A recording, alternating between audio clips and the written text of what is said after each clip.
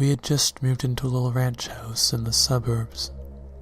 Storybook neighborhood. Quiet, friendly neighbors, picket fences, the whole 9 yards.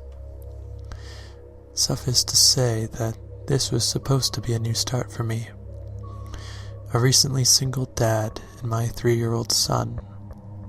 A time to move on from the previous year's drama and stress.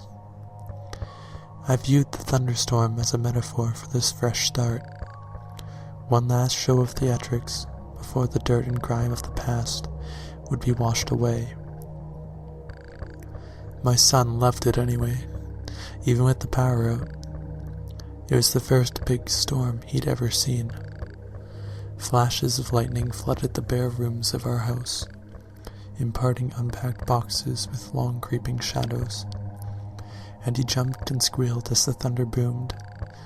It was well past his bedtime before he'd finally settled down enough to go to sleep. The next morning, I found him awake in bed and smiling. "I watched the lightning at my window," he proudly announced. A few mornings later, he told me the same thing. "You're silly," I said. "It didn't storm last night. You were only dreaming." "Oh." He seemed somewhat disheartened. I ruffled his hair and told him not to worry. There should be another storm soon. Then it became a pattern. He would tell me how he watched the lightning outside his window at least twice a week, despite there being no storms. Recurring dreams of that first memorable thunderstorm, I figured. It's easy to hate myself in hindsight. Everybody assures me there's nothing I could have done. No way I could have known. But I'm supposed to be the guardian of my child, and these are useless words of comfort.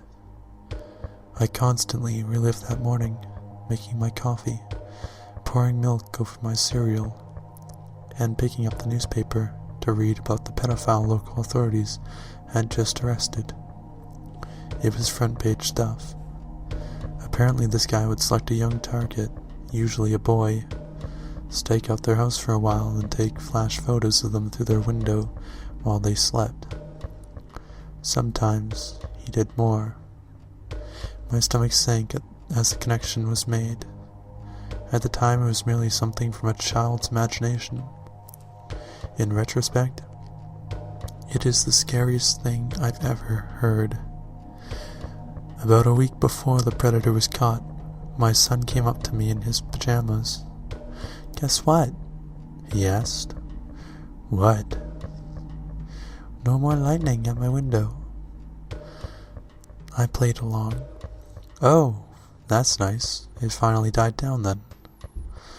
"No, now it's in my closet." I've yet to see the photos police have collected.